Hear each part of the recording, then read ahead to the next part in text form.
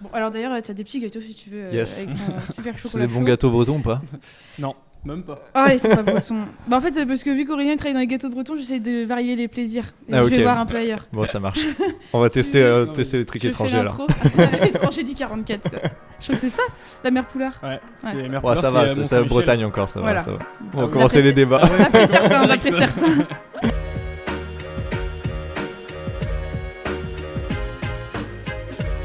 Et bah bonjour à tous, nouvel épisode de Podcraze, le premier hors-série de notre émission, avec un invité de marque que vous avez sûrement vu passer sur les réseaux sociaux. Bienvenue Gwenvaëlle Valnois, aka, alors je vais essayer de bien de le dire, comme Brisonneg. Matré, c'est très bien. Ah bienvenue sur Podcraze du coup. Merci Braz. Comment vas-tu? Bah ça va bien, ça va très très bien. Je suis super content d'être là pour mon premier podcast en plus. Eh donc ben c'est bah, trop ouais. super. En plus, on se retrouve du côté de Quimper, au Kelly, cool. Ok, Lee, un bar emblématique de Quimper. Merci à eux Exactement. de nous accueillir une deuxième fois d'ailleurs. Je crois que ça va devenir ça. un peu notre spot maintenant. c'est le QG Quimperois. Ouais, c'est clair. Comme dirait Yelta, c'est un peu la MJC du coin. Ouais, c'est ça, clairement. Je valide, je valide. Gwenvaëlle, tu as créé un compte Instagram, un blog aussi, qui sert à populariser la langue bretonne et la vulgariser, qui s'appelle Coms Brisonnec. Et avant de revenir sur ça, on aimerait du coup savoir comment tu as commencé tout ça, comment ça t'a donné envie de le lancer, et surtout qu'est-ce qui t'a donné envie de parler breton. Ah, bah, c'est plusieurs questions Ouais, en ligne ouais, tout ça. ouais. mais, On peut même revenir sur ton parcours avant tout ça Voilà. aussi, si tu souhaites. Ouais, bah, commencer là. en fait, la genèse est assez simple. Je pense que comme beaucoup en Bretagne, on a la chance un petit peu d'avoir des petits mots qui transitent dans le langage de tous les jours. Et moi, j'avais un petit supplément d'âme, c'est que de mon côté paternel, notamment, mon grand-père parlait avec son frère à la ferme en breton quand Ok. il voulait pas qu'ils comprennent leur petite magouille.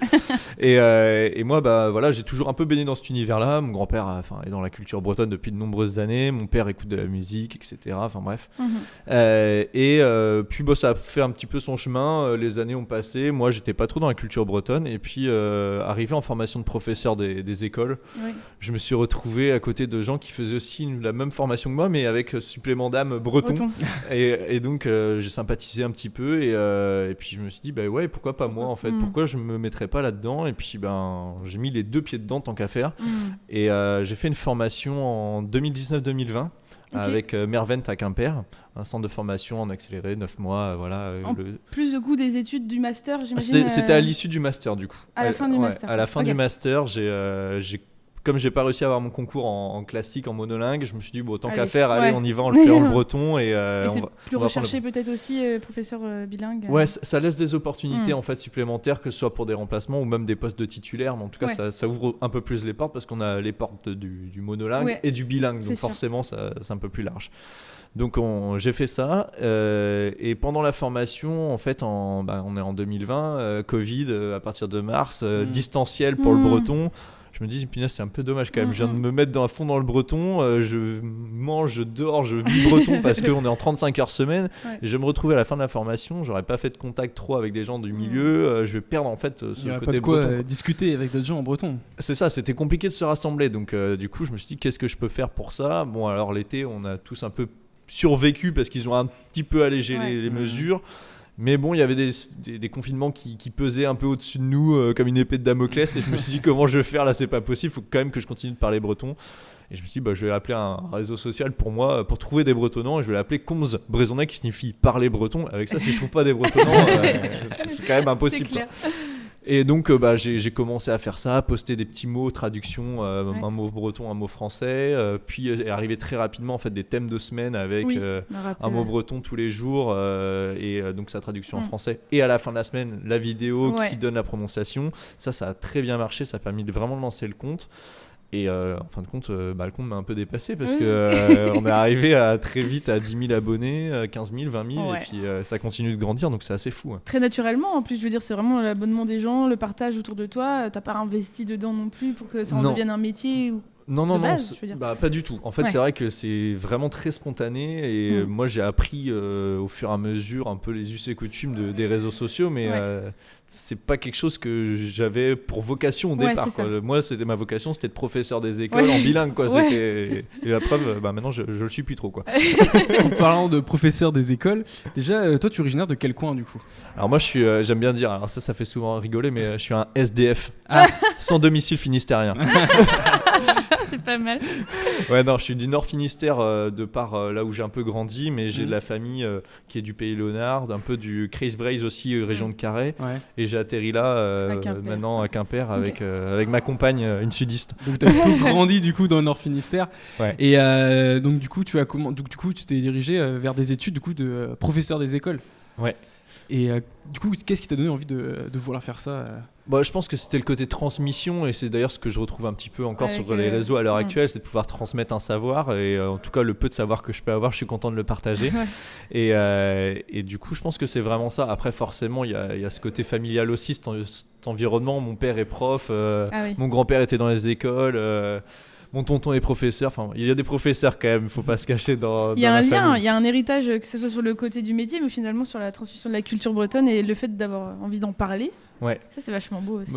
Et c'est souvent la réflexion derrière que les gens me font, c'est que t'as un contenu assez pédagogique. Alors c'est un peu malgré moi, je pense que c'est lié aussi un petit peu à forcément mon cursus, mon parcours professionnel aussi antécédent. Et voilà, je suis content. En tout cas, si les gens ils trouvent un certain plaisir dans cette pédagogie, tant mieux. Un but aussi de plaire au plus grand nombre. Ouais, alors c'est un peu parfois le discours, quand on plaît à tout le monde, on plaît à personne. C'est un peu le côté vicieux de la chose.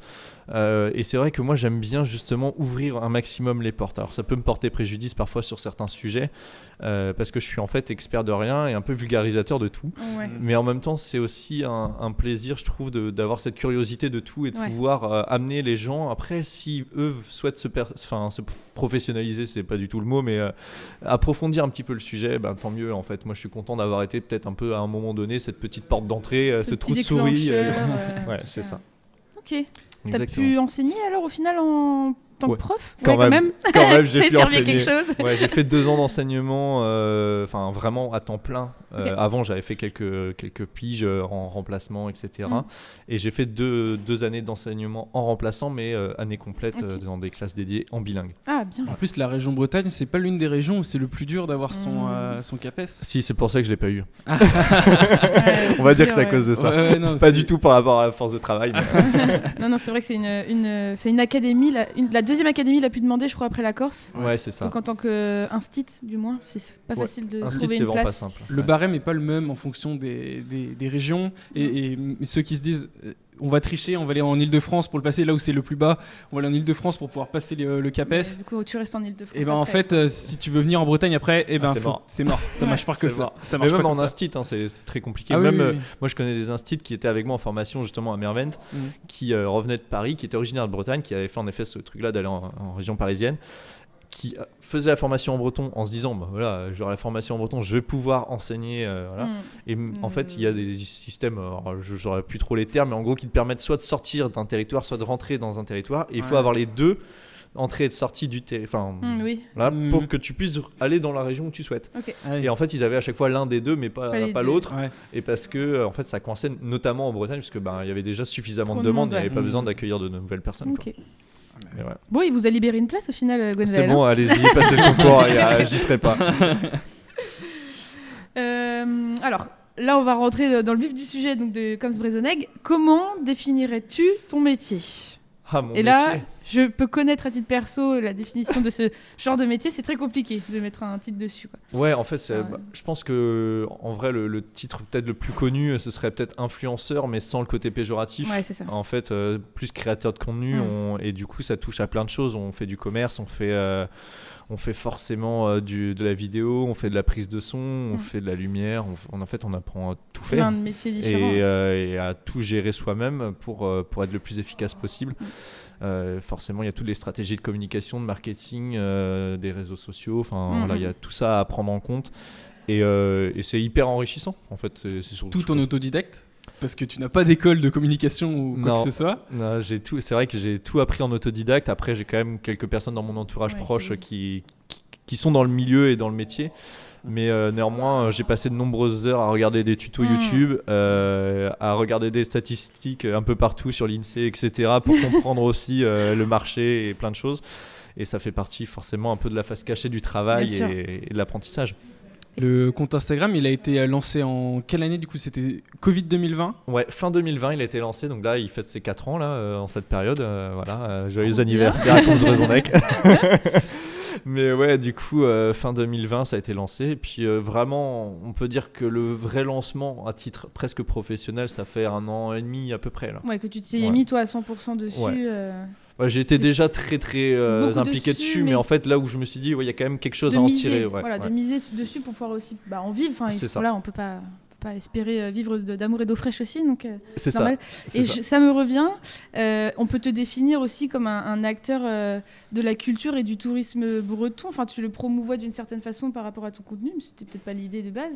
Ouais. Et quand tu parles des lieux, que tu parles des paysages, c'est vrai que les sujets abordés en fait sur Comms-Brezonnec sont plus du tout limités à ce qu'ils pouvaient l'être au départ, c'est-à-dire la langue bretonne. Ouais. Ça a été en fait très ouvert depuis quelques temps par aussi moi mon attrait en fait à plein d'autres sujets, que ce soit en effet la danse bretonne, que ce soit la culture bretonne à travers la gastronomie, des lieux d'intérêt. En effet, les paysages en font partie.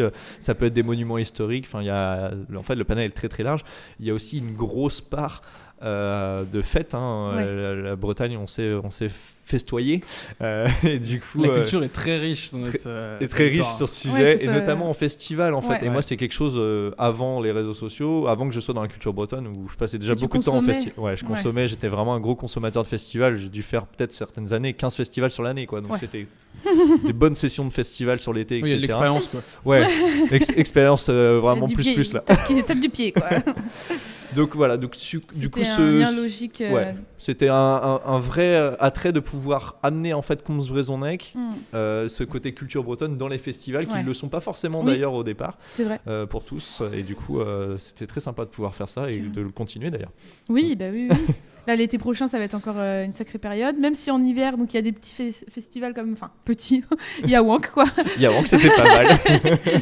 Un festival où du coup tu étais la semaine dernière parce qu'on tourne ça début décembre. C'est ça. Un énorme festival, il y a 5300 personnes. Ouais. Un Liberté qui est rempli à ras-bord. Lunchouk, comme on dit en breton, plein à craquer. Tu as pu faire énormément de choses là-bas quand même. Ouais. Parce qu'on t'a vu beaucoup sur les réseaux sociaux et beaucoup présent du coup pour promouvoir en fait cet événement. Ouais, c'est vrai que ça a été très diversifié comme activité. On a pu faire de l'interview festivalier. On a eu droit au Fest-Nose et pas au Fest-Nose, je précise. Donc ça, c'était très rigolo. On a eu le droit à de l'interview avec certains artistes, Fleuve, Marine Lavigne, enfin bref, il y en avait. Les Américains du désert. Les Américains du désert qui étaient très très sympas. Premiers instants sur scène à Yawank pour eux, c'était hyper chouette de pouvoir recueillir leurs premières impressions. Enfin, bref, il y a eu plein de choses. Et puis on a aussi suivi Plantech. Donc la vidéo, normalement, quand ça sortira ici, ce sera déjà en ligne normalement. Donc voilà, ça arrive mi-décembre, donc on sera en ligne. Donc n'hésitez pas à aller la voir. Bah oui, c'est le moment d'aller voir un peu. Il y avait un petit vlog avec Plantech aussi. Retour de journée, quoi. C'était un after movie. Ouais, c'est un petit peu, c'est un mélange entre un after movie, un vlog de ma personne au festival. C'est un mélange d'un peu de tout. Parce que du coup, toi, dans cette production-là, là, tu es vraiment en tant que Comms-Brezonnec ou alors tu travaillais pour... c'est un peu les deux. C'est pour ça que je dis c'est un petit peu un truc... Mais on te voit dedans, en tout cas. On me voit dedans, on me voit en train de filmer, on me voit en train d'interagir, je fais de l'interaction avec eux en direct. Enfin, il y a un petit mélange. C'est sympa aussi comme concept. Ouais. Ce sera sur ta page à toi et sur la leur, du coup. Ouais, ce sera en collaboration sur les deux, tout à fait. Trop bien. Bon, allez suivre ça. De toute façon, vous pouvez aller voir tout de suite, même mettez pause et allez regarder. C'est ça, c'est de non, mais revenez vite quand même. Revenez vite, finissez d'abord le podcast et après vous irez voir. Après vous irez voir. On a vu que tu as fait une progression quand même assez flagrante parce que de passer en 4 ans de 0 à 40 000 abonnés actuellement, est-ce que tu pensais aller avoir un engouement tel en fait sur ce que tu as lancé en fait? Alors je pense que c'était impossible à prévoir, d'autant plus quand on sait qu'il y a 200 000 locuteurs à peu près en Bretagne qui parlent breton, avec un nom Comms-Brezonnec où faut être honnête quand même, la moitié des gens savent pas comment l'écrire. Oui. Et savent pas ils savent pas ce que ça veut dire et ils savent pas comment ça s'écrit. Dans la trame d'ailleurs tellement de fautes. Mais voilà, donc je pense que déjà avec ce nom-là, c'était peut-être imprévisible. Et puis forcément, là, de parler de culture bretonne, j'ai eu la chance aussi peut-être d'être l'une des premières personnes à le faire sur Instagram, et malgré moi en fait. Et du coup, forcément, ça a attiré pas mal de gens, et tant mieux. Bah oui, carrément. C'était un créneau à prendre. Et qui a été pris directement et qui fait plaisir parce qu'il n'y a pas que des gens qui parlent breton qui te suivent. Léna et moi, on ne parle pas breton et on te suit quand même depuis plusieurs années, je pense. Depuis plusieurs années. Ouais. Parce que tu fais aussi beaucoup d'interviews, donc tu parles aussi, du coup, tu fais tes posts et, sur la langue bretonne, mais aussi tu fais donc, du coup, tes interviews dans les festivals, dans les restaurants, plein de choses. Et moi, là où je t'ai vu, c'est surtout à Lorient. Lors du Festival Interceltique, pendant le concours des Bagadous. Ok, excellent. Ah oui, en effet. Ouais. C'est là où, avant, je suivais plus des bribes comme ça, mais c'est là où j'ai vu pas mal passer. C'est quand c'était au concours des Bagadous. Cette année et même les autres années. C'était pas la première année que tu le faisais. J'avais fait le Festival Interceltique, je crois, il y a 2 ans. Et là, le concours de Bagadous, c'était cette année, je crois. Ouais. C'était la première année. Ouais, c'était la première année. Tu as pu interviewer des jeunes ou des moins jeunes qui font partie des Bagadous. Il y a que des jeunes en Bagadou. Il y a que des jeunes en Bagadou. Non, c'est surtout c'est la première fois où en effet on a pu faire le concours Sonerion aussi à Brest. Et le concours Bagadou Sonerion à Brest, c'était celui d'avant, début d'année en fait 2024 je crois. Et là déjà c'était un premier pas où on avait pu faire un peu de vulgarisation. On avait fait aussi une petite vidéo avec le Bagat Brigade qui était très sympa. Et là on a réitéré ça en fait cet été. Et en plus c'est vrai que le contexte s'y prêtait super bien. Il faisait très beau, les images étaient d'autant plus sympathiques à regarder. Et on a pu avoir des réactions très sympas des Bagadous qui nous ont accueillis à bras ouverts pour nous faire plein de contenus super sympas à partager. Cool. Et il y en a encore un peu en stock d'ailleurs. Donc ça va arriver. Il faut le temps de montage. Ça fera des extras. C'est ça. En plus, c'est dans une année assez spéciale ce concours-là. Parce que le concours, en fait, en général, le concours des Bagadous, il s'effectue le samedi et le dimanche, on les voit défiler à Lorient. Oui, c'est vrai. Et là, cette année, je dis on parce que du coup, je participais en seconde catégorie. D'ailleurs, on monte en première catégorie. Donc, on jouera à Brest avec le Bagat de Bezec cette année. Et donc, du coup, c'est une année assez spéciale parce que on a juste joué le samedi. Ça a été décalé. Et la fédération Sonerion a décidé de garder cette date du samedi. Et ce qui a fait plaisir parce qu'on n'a pas été trop embêtés ce jour-là pour pouvoir... parce que le Festival Interceltique a quand même participé à l'organisation comme du concours. Quoi. Ouais. Mais c'est vrai qu'il y avait un vrai temps en fait dédié en fin de compte aux Bagadous cette année et je pense que pour les Bagadous c'était très sympa de pouvoir aussi se retrouver entre eux sans avoir trop de monde autour, etc. Vraiment après profiter aussi même de la soirée derrière hein. Je sais qu'il y a eu pas mal de moments aussi à partager derrière et tant mieux en fait. C'était aussi une vraie chance de pouvoir profiter en fait du Moustoir, de ses alentours un peu pour soi, c'était cool. Ouais, c'est vrai. Donc on parlait de cette transmission générationnelle aussi, parce que finalement, c'est ta famille qui t'a transmis un peu cette langue bretonne. Toi, tu la transmets par rapport aux réseaux sociaux, enfin via les réseaux sociaux. Donc ce qu'on disait tout à l'heure, t'avais aucun moment tu t'es dit je vais en faire mon métier quand même. Ça a vraiment arrivé au fur et à mesure. À quel moment du coup t'as eu ce déclencheur, là ça y est, je peux peut-être essayer d'en vivre. C'est une sacrée décision quand même d'arrêter aussi un poste fixe comme ça dans l'enseignement pour partir sur les réseaux sociaux et essayer d'en vivre, quoi. Ouais, en fait ça s'est fait un peu progressivement, c'est-à-dire que le premier fait qui m'a un peu fait poser question justement c'est je me suis retrouvé avec une personne qui m'appelle et qui me dit on aimerait bien faire une publication en collaboration pour mettre en avant notre entreprise et on te paye. Ok. Et là, c'est exactement la réaction que j'ai eue, c'est OK. Et ça marche, mais j'ai pas de statut. Donc en 3 jours, en fait, j'ai créé un statut auto-entrepreneur. Ah oui. Pour pouvoir justement facturer et être dans les règles tout de suite, tant qu'à faire. Et donc ça a été le premier déclencheur. Après, il y a eu forcément plusieurs mois où il s'est rien passé parce que le compte était quand même pas si énorme que ça. On venait de passer les 10 000 abonnés, c'était déjà très correct. Ouais. Mais moi, à côté, j'avais mon boulot de professeur, donc j'avais pas non plus le temps de forcément être très visible non plus sur les réseaux. Ça. Et là, on est du coup à quel moment on est Là, on doit être, en fin de compte, assez tôt. Hein, ça devait être début 2022, un truc comme ça. Ouais, ça va faire 2 ans, quoi. Et à côté de ça, je me suis du coup dit on va voir comment ça se passe en fait. Est-ce qu'il va y avoir d'autres contrats ou pas? De toute façon, en auto-entrepreneur, si je déclare rien, je paye rien, donc je risque pas grand-chose. Et puis ça s'est fait comme ça, et puis de fil en aiguille, les contrats sont arrivés un peu plus régulièrement. C'est d'eux-mêmes, c'est pas forcément toi qui allais les chercher. Alors j'avoue que je crois que j'ai dû démarcher une fois ou deux. Ça c'est bien aussi. Donc c'est assez plaisant quand même, faut dire ce qui est. Je comprends. C'est peut-être aussi l'avantage des réseaux sociaux, c'est qu'en fin de compte on a cette visibilité-là quand on est un peu créateur de contenu, et du coup même si on n'a pas trop le temps de démarcher, comme on donne du contenu gratuitement en fait sur les réseaux, les marques nous voient passer, et puis faut pas se cacher non plus, les gens qui sont derrière les marques sont aussi des consommateurs de réseaux sociaux en aparté sur leur compte personnel. Et d'ailleurs j'ai souvent eu le cas, j'ai encore eu une entreprise il y a quelques jours qui me disait en fin de compte on n'a pas de compte Instagram nous avec notre société, mais on te suit tous sur les réseaux.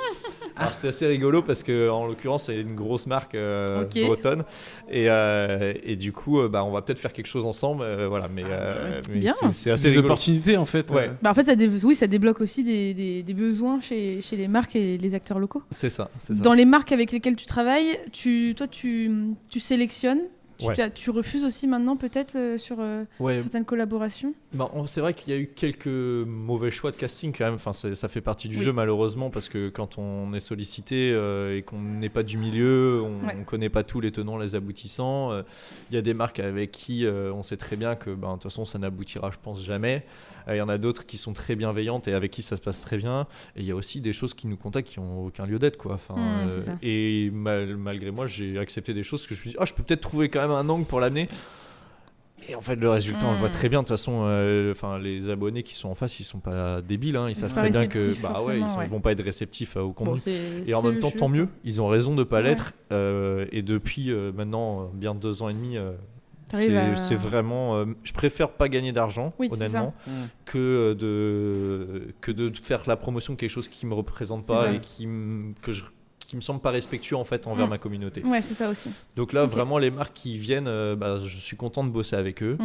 Ça arrivera forcément encore d'autres fois qu'il y ait des erreurs de casting, et ça ce sera malheureux, mais ce sera le jeu quoi. Comme ça, mais je fais le plus attention possible. Ok. Donc du coup principalement des marques bretonnes. Que des marques bretonnes, je pense. Des marques bretonnes, et qui plus est, si on peut, avec en plus un impact fort sur le territoire, que ce soit pour, si c'est des entreprises qui créent un produit, qu'il y ait un maximum de matières premières ou de ressources qui viennent de Bretagne. Tu regardes un peu l'éthique aussi et la façon dont ils le font, quoi. On essaye vraiment au maximum. Après, il y a forcément aussi ce côté affect avec la marque. On reste aussi dans un milieu où il y a des gens qui gravitent autour de ça, et il y a des fois, il y a juste un super feeling, et puis on est trop content de pouvoir aussi bosser avec eux parce que ça se passe bien. Ok. Est-ce qu'il y a quelques marques comme ça dont tu peux nous citer avec qui ça s'est très bien passé? Oui, dernièrement, etc. Il y en a. Une que tu retiens peut-être aussi. Après, il y en a plein en fait aussi qui travaillent dans l'ombre. Donc c'est ça qui est un peu compliqué, c'est qu'il y a des marques avec qui j'ai pas forcément de partenariat rémunéré ou autre, et qui sont très contents de pouvoir me soutenir pour me donner peut-être des contacts, tout simplement envers d'autres marques, etc. Faire du réseau.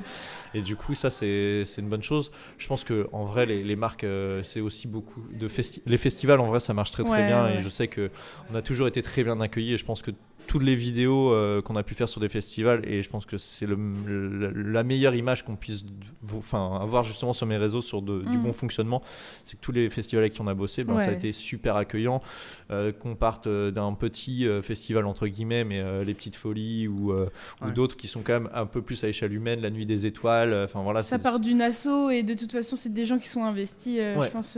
Si tu prends la Nuit des Étoiles, c'est un petit festival, il y a 15 000 personnes, et tu vas au Vieilles Charrues, c'est décuplé, et pour autant on a quand même un très bon accueil dans les deux cas, et une compréhension aussi de notre travail, donc c'est agréable. Cool. Un festival comme les Vieilles Charrues, tu arrives c'est eux qui te contactent, c'est toi qui les contactes, tu arrives à faire jouer tes trucs pour pouvoir travailler avec eux? En fait, les Vieilles Charrues, ça a été un peu atypique. Je les avais déjà contactés en tant que festivalier à l'époque, je sais plus même pour quelle raison, ça devait être pour une connerie, pour avoir des places pour un jeu concours, un truc comme ça.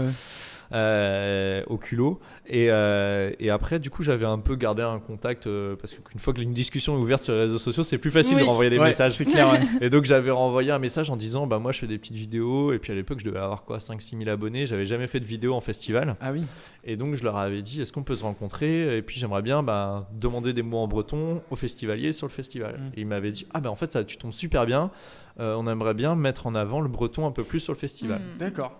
Donc ça c'était ça va être du coup il y a 3 ans, et donc ça s'est fait comme ça, Et donc cette année-là, en fait, j'avais juste fait les Vieilles Charrues, j'avais fait une vidéo, je crois. Okay. Et ça s'était déjà très bien passé. J'ai dit, bon, l'année prochaine, je reviens avec un micro, parce que j'avais pas de micro. C'était une catastrophe le son. J'avais un téléphone qui faisait des vidéos pourries, donc je me suis dit, il faut que j'investisse dans une caméra un peu mieux. Et en fin de compte, j'ai un concept peut-être plus posé, un concept écrit, plus casé, vraiment bien plus calé. Et du coup, ça s'est fait comme ça. La deuxième fois, j'ai fait tous les jours du festival, chaque jour je faisais une vidéo, etc. C'est un sacré rythme. Ça leur a plu, et maintenant c'est un peu plus facile parce que forcément ils savent à quoi s'attendre aussi en termes de contenu et ils me font confiance, quoi. Ok. Ouais, en plus, donc du coup, tu as le droit de faire les 4 jours directement. Tu as fait ta vidéo sur les 4 jours ou tu as fait du coup que sur un jour? Alors, je crois qu'ils m'avaient filé un pass 4 jours et j'avais fait, j'avais fait 2 vidéos. J'avais fait une un peu ambiance camping, mais c'était un peu vraiment brinque-ballant quand même, faut dire ce qui est. Et cette vidéo-là qui était vraiment correcte pour l'époque, mais qui serait vraiment plus possible à l'heure actuelle. Même en 3 ans, ça passe trop vite. Enfin, les contenus, il faut vraiment que ce soit un peu plus léché. Et comme il y avait personne qui avait jamais fait ça, un truc en breton, ils s'étaient dit, bon, vas-y, lui, on le laisse faire, on verra bien. Et puis ça leur coûterait un petit pass. Voilà, là, c'était vraiment un pass, donc du coup, ils risquaient pas grand-chose. Et puis, j'avais été réglo, donc j'avais fait mes petites vidéos quand même. J'avais essayé de donner le maximum, c'était moyen, mais j'allais donner le max, quoi. T'avais pu profiter du festival aussi, quand même, à côté? Ouais, en fait, c'était peut-être ça le problème. C'est que j'avais peut-être un peu trop profité, j'étais encore trop dans cette transition. Maintenant, avec camping en plus? Ouais. Ah ouais.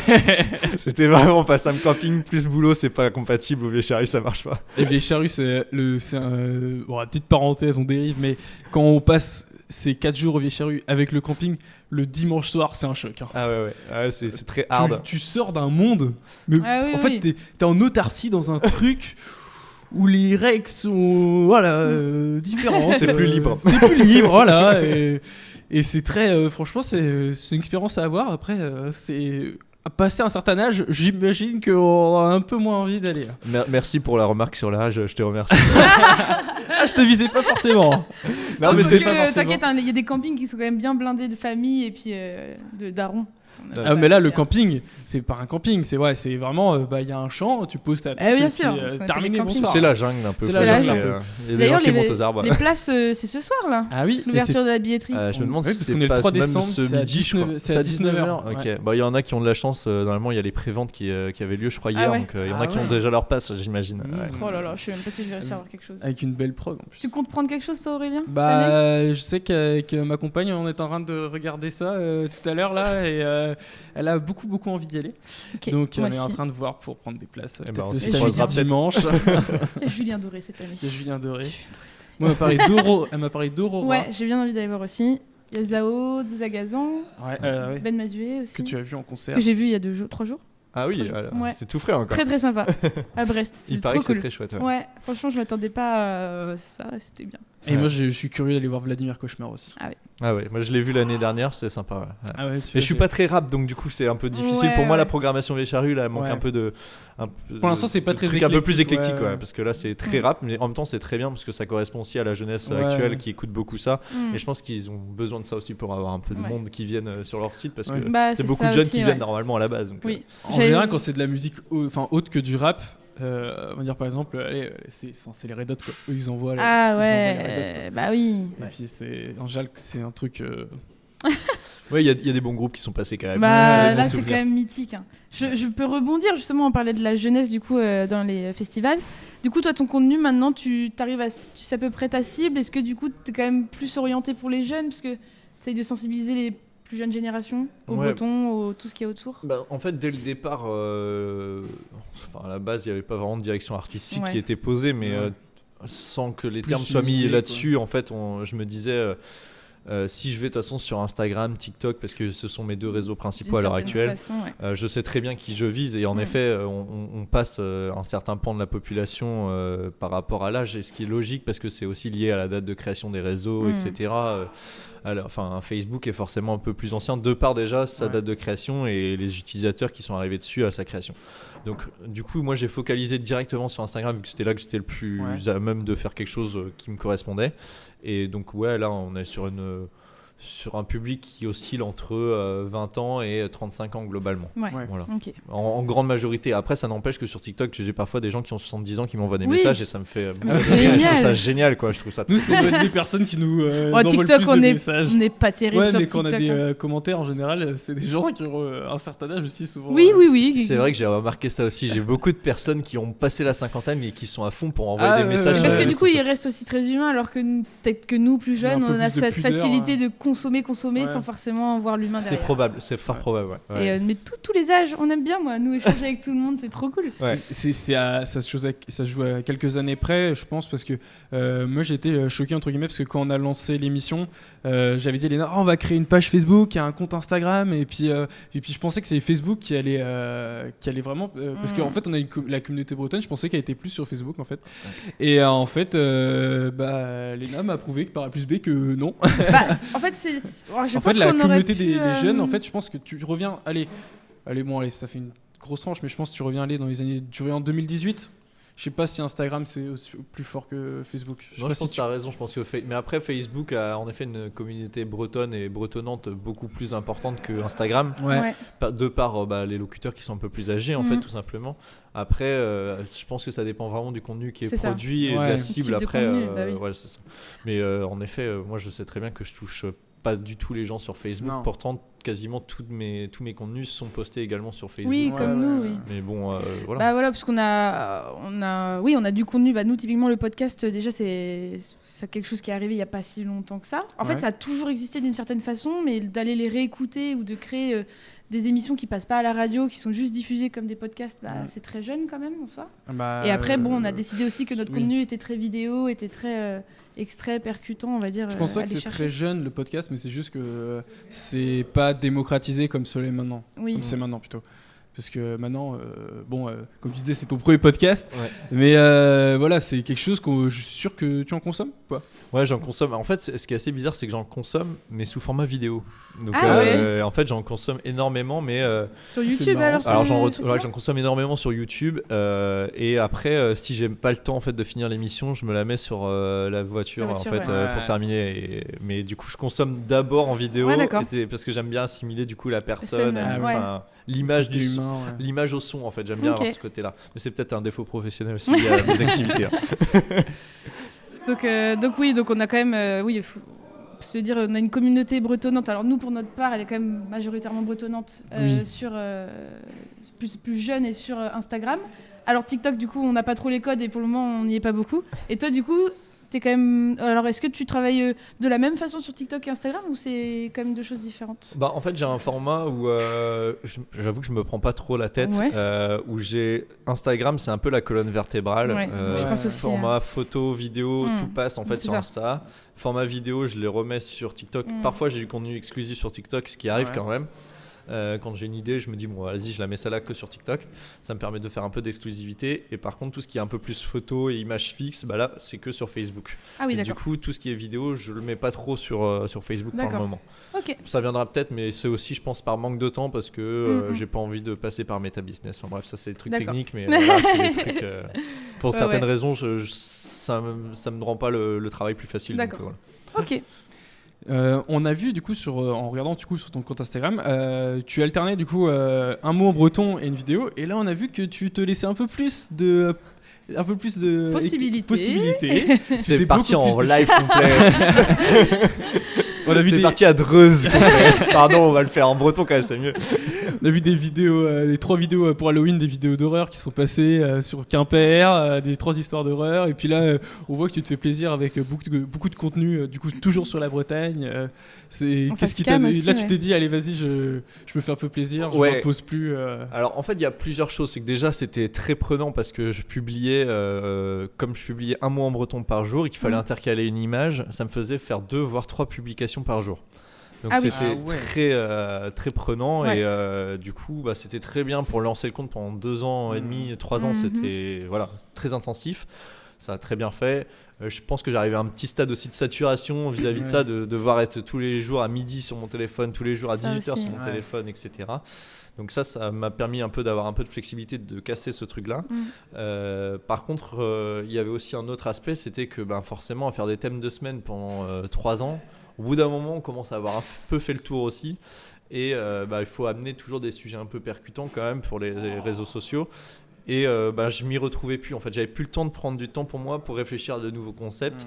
Et là, je compte vraiment revenir justement en ce début d'année 2025 avec de nouveaux projets, toujours axés aussi avec la langue bretonne, etc. Et je suis en train de retravailler justement sur amener toujours des mots en breton, mais d'une autre façon. Okay. Et ça, c'est vraiment un projet que j'essaye de faire de manière vraiment carrée. Ce sera peut-être un peu plus professionnel dans les images, etc. Mais c'est un truc qui prend du temps. Et il y aura aussi des trucs plus légers, comme je peux en faire là à l'heure actuelle et que je poste de manière plus spontanée. Voilà, là, cette semaine, c'était le Téléthon ce week-end. Je suis passé en centre-ville de Quimper. Il y avait la plus grande gavotte là pendant 24 heures. Je me suis arrêté, j'ai fait 3 séquences vidéo, je l'ai mise sur les réseaux. Bon, coup de bol, elle fonctionne bien cette vidéo et tant mieux. Et voilà, si elle n'avait pas fonctionné, c'est pas grave. Ça me fait aussi ce truc-là de pouvoir poster plus spontanément. Ça permet aussi de partager des souvenirs. Sans avoir d'attente derrière, en fait. C'est pas de la collaboration que ce soit, c'est vraiment, tu retrouves aussi ton essence même de partager. Exactement. Le but, c'est de pouvoir avoir un truc vraiment très spontané et juste de partager un plaisir sur un moment donné d'un truc que j'ai vu, quoi. Ok. Donc du coup, au niveau de ton rythme actuel, est-ce que justement tu dis, allez, j'ai 2 posts par semaine ? Ou alors c'est vraiment...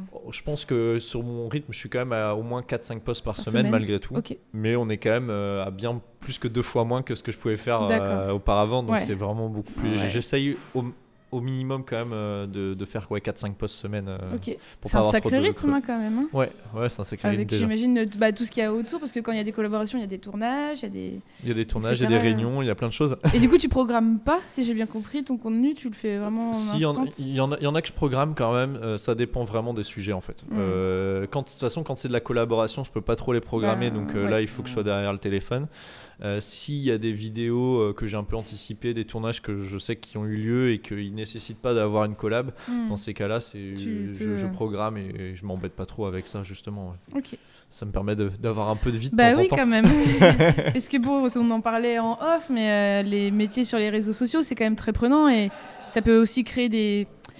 comment on peut dire ça, des dépendances quoi. Enfin, à un moment donné, du coup, le côté pro, le côté perso est tellement mélangé et puis on est tout le temps sur le téléphone, donc il faut savoir couper aussi. Faut pas trop le demander à ma compagne.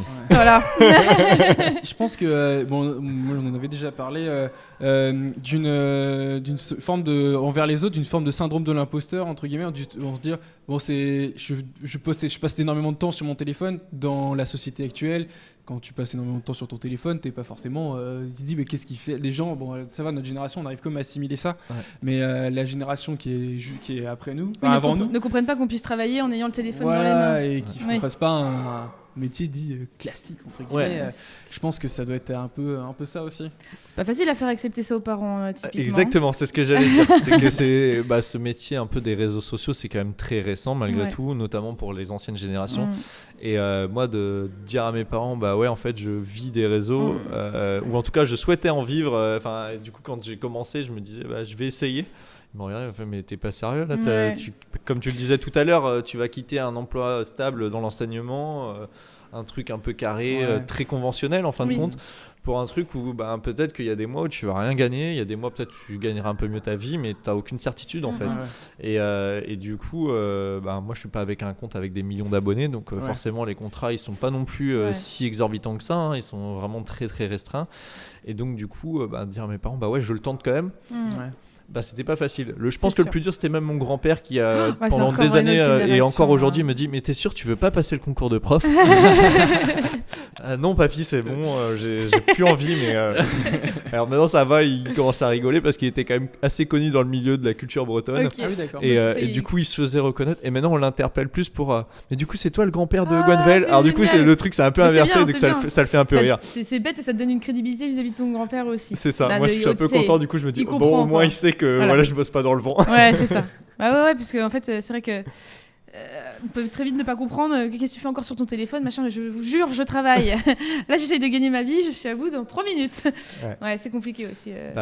C'est ça. Bon, après, il y a aussi tout ce côté parasite où on est tellement déjà pour le travail dessus qu'on a aussi envie d'y aller pour checker, voir si on n'a pas un message, un truc. Ça va très vite. Donc voilà, un métier où il faut quand même trouver aussi le juste milieu. Pour le podcast, là au moins, c'est bien, j'ai pas le téléphone dans les mains. C'est ça, tu vois. T'es en off pendant 1 heure. On va te déconnecter et tout. Tu as une vidéo qui a énormément buzzé avec le cercle de Saint-Évarzec On a relevé avec plus de 1 700 000 vues, 48 000 likes. Sur Instagram. Sur Instagram. Ouais. Qu'est-ce que c'est l'histoire de cette vidéo ? C'est pareil, une vidéo spontanée qui a pris comme ça. Celle-ci est plus que spontanée, ouais. C'est une commande quand même à la base de Saint-Évarzec de me faire venir sur le Festival d'Arvor. Hein. Non, c'est pas Festival d'Arvor. Non, c'est les... Tradi Days. Oui, à Vannes, pendant le concours Trad. Ouais. C'est ça, c'était une demande donc, de Saint-Évarzec de me faire venir sur le Tradi Days pour couvrir justement la journée avec eux et faire un petit vlog journée. Okay. Donc ça, c'était ce qui était prévu et il s'avère que pour moi, c'était la première fois que je faisais ce type de journée. Je suis pas du tout issu du milieu danse bretonne, il n'y a rien. Surtout que c'est assez... alors, Tradi Days, c'est assez complet parce que en fait, c'est un concours de danse et c'est un concours de danse trad. Ça se passe en 2 parties. On commence du coup par un concours de danse trad. Mais trad, hein, c'est juste des gens, c'est des personnes en costume sur scène qui dansent sur, en général c'est du biniou bombarde. Ouais. Et donc ils sont notés sur ça. C'est la première épreuve du coup de. Et c'est au millimètre. Ah oui. Du coup c'est la première manche de Kendler. Ouais. Et dans la même journée et l'après-midi il y a le défilé où ils sont notés sur le défilé. Dans les rues de Vannes. Dans les rues de Vannes. C'est ça. Et c'est là où tu les as pris du coup en vidéo. C'est ça. En fait, du coup, dans le cadre du suivi de la journée, il m'avait donné un peu les feux verts et on avait fait quelques répés avant pour voir comment ils défilaient, pour voir où je pouvais me caser sans trop les déranger dans leur défilé. C'est cool. Et il s'avère que dans la formation qu'ils avaient ce jour-là, qu'ils ont remodifié un petit peu après, et je pense que dans les défilés qu'ils ont fait dans l'été qui a suivi, c'était un peu différent et ça n'aurait pas rendu la même chose en fait en vidéo. Mais là, moi, il s'avère que j'étais au bon endroit au bon moment. Il y avait les remparts de Vannes, il y avait un bon soleil. Il y a Père Vari Carvari qui est quand même assez reconnu en bombarde dans le milieu. Et il y avait surtout cet élan un peu de danse, le public à côté. Et la vidéo fait de mémoire 12-13 secondes. Donc c'est un format très court qui est très plébiscité par les algorithmes des réseaux sociaux. Donc en plus, moi j'ai bien joué mon coup, je pense là-dessus, c'est que je mets un titre, je fais l'électro breton, enfin je sais plus comment j'ai tourné le truc, mais c'est trop bien, enfin bref. Et du coup, ça interpellait justement les gens qui connaissaient pas trop l'électro breton, même là c'était pas tant que ça de l'électro, mais voilà, c'était un petit mélange trad et électro. Et le rythme était entraînant, donc je pense que c'est ça les éléments qui ont fait que ça a pris. Et en fait, pour l'histoire, la vidéo, elle avait pas du tout vocation à exister. Moi, je suis dans le bus à la fin en fait du défilé. Okay. Je vois que j'ai des séquences sur mon téléphone et je me dis, punaise, j'ai quand même passé une super journée avec eux. Je vais peut-être leur faire un cadeau, leur offrir la vidéo. Et de toute façon, là, je regarde un peu et puis je dis, oh, ça, c'est sympa quand même. Allez, je la coupe un peu, je mets un titre, allez, je poste et on voit. Et au bout d'1 heure, en fait, elle avait déjà plus de 10 ou 15 000 vues.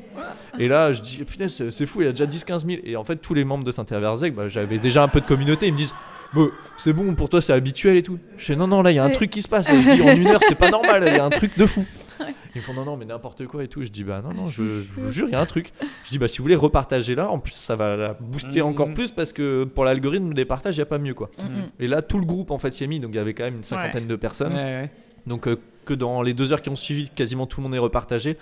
Ça a propulsé la vidéo en fait. Et après eux en plus, plus ça augmentait, plus ils mettaient les paliers dans leur story. Donc en fait ils repartageaient, les amis des amis repartageaient. Et il y a eu cet effet boule de neige qui a propulsé en fait. Tu appelles ça le tourbillon d'Instagram.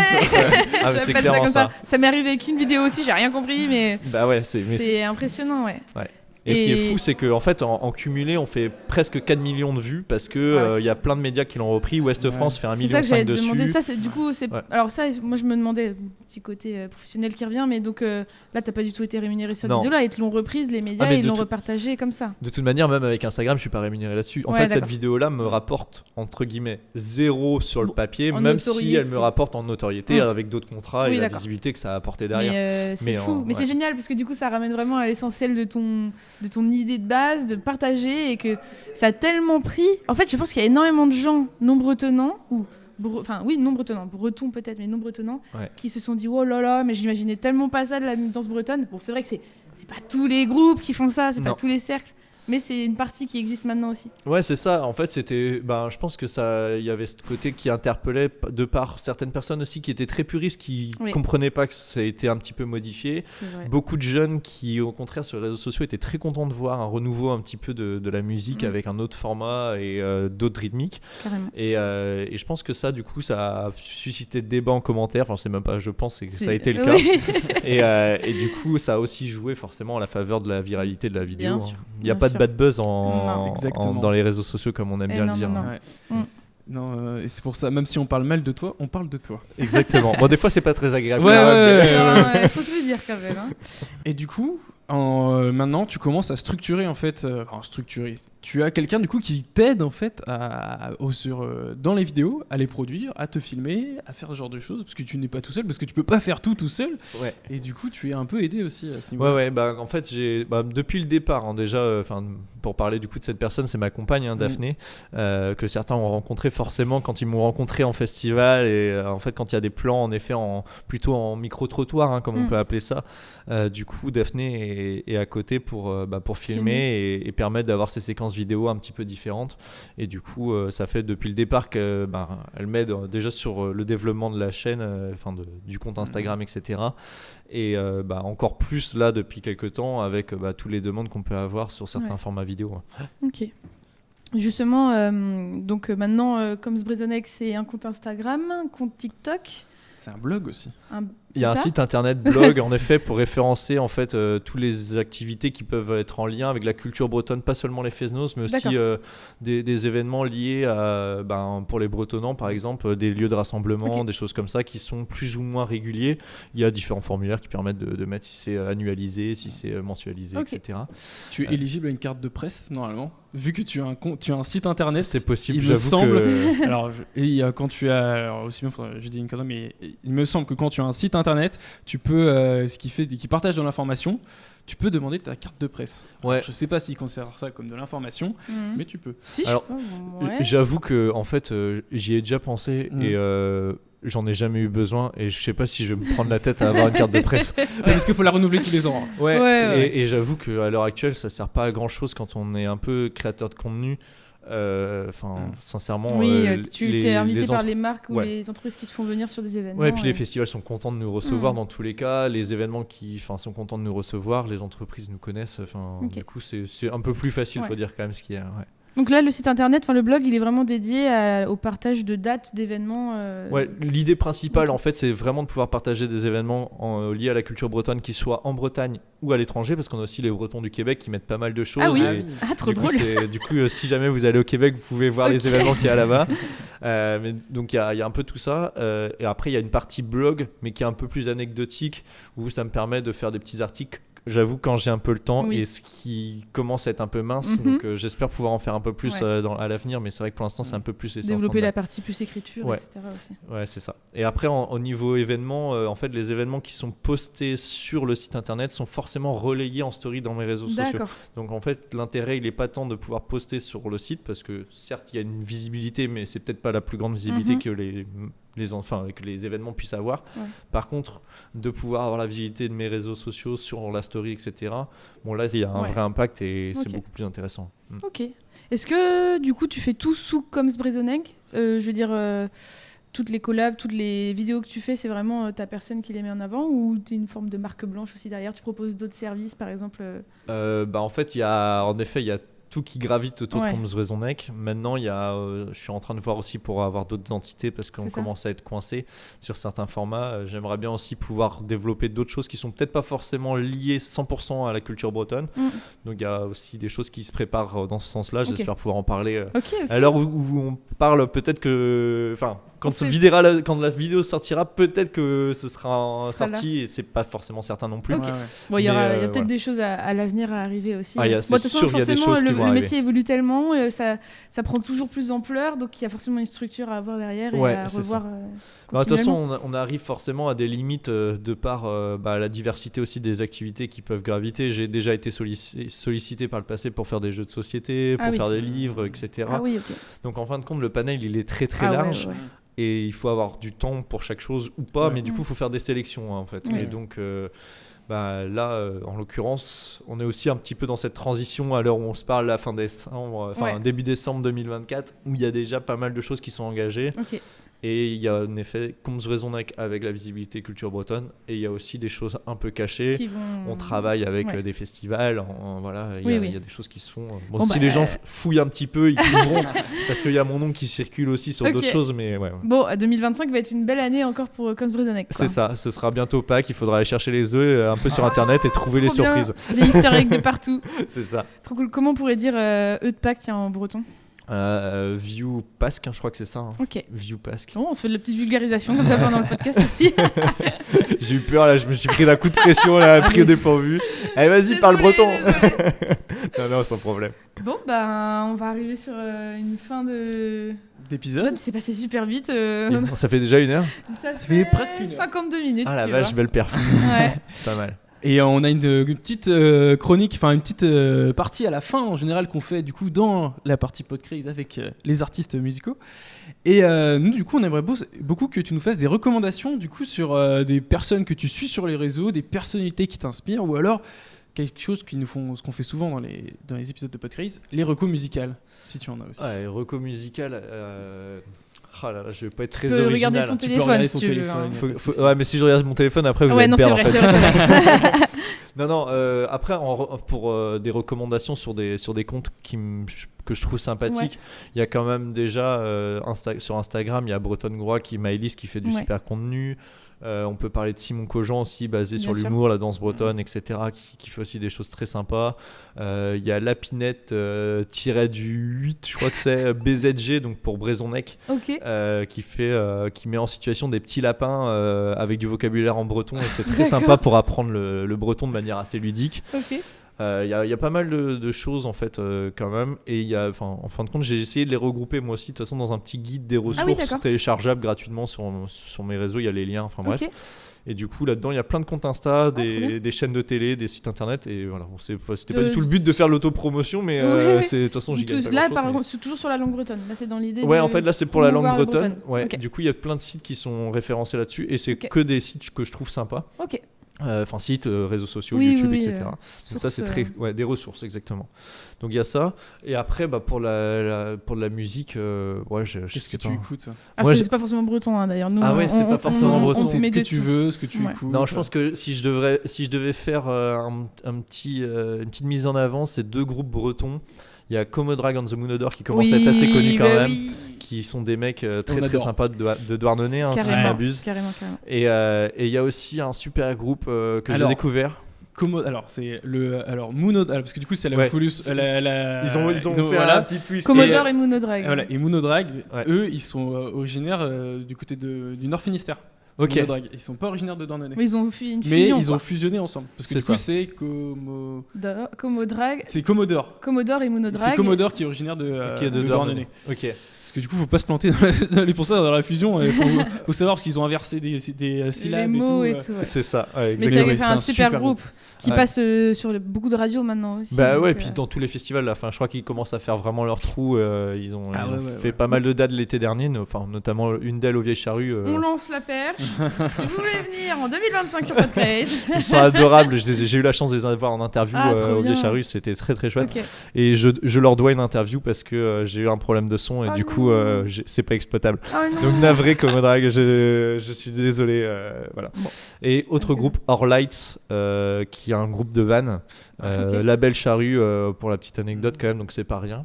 Et qui sont des mecs vraiment en or, et pareil que j'ai pu interviewer, ils venaient de finir leur concert la veille. Ils étaient plus très très frais, désolé les gars, je balance, mais c'était très rigolo comme interview, et c'est un super groupe aussi à écouter, un peu rock, très cool. Voilà. Trop bien.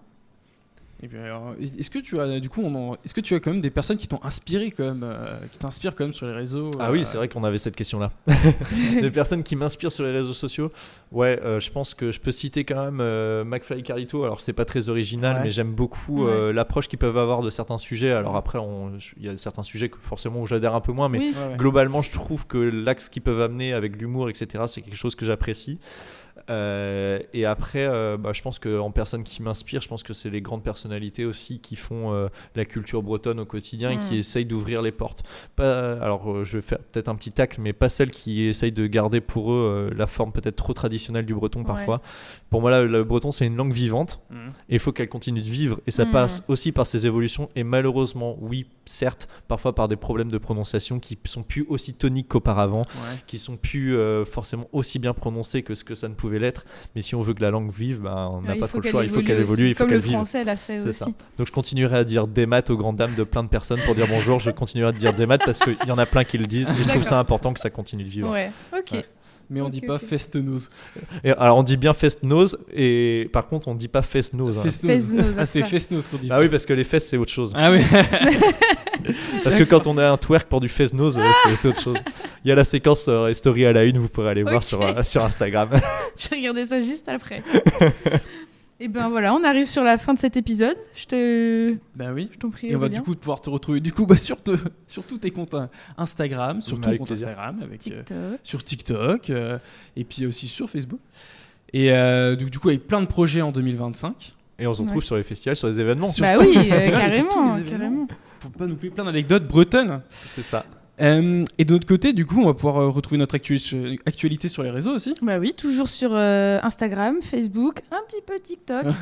On est sur YouTube. En fait, tous nos épisodes sont maintenant en clair. En clair, oui. Enfin, en vidéo. On va dire que c'est pas payant, voilà. Voilà. Non, c'est surtout, comme tu le disais, c'est toujours très sympa aussi d'avoir la vidéo avec le son. Donc, n'hésitez pas à aller nous voir directement sur YouTube. Mais autrement, on est sur nos plateformes d'écoute habituelles. Bah oui, on est sur Spotify, sur Deezer, Apple Podcasts aussi. Voilà.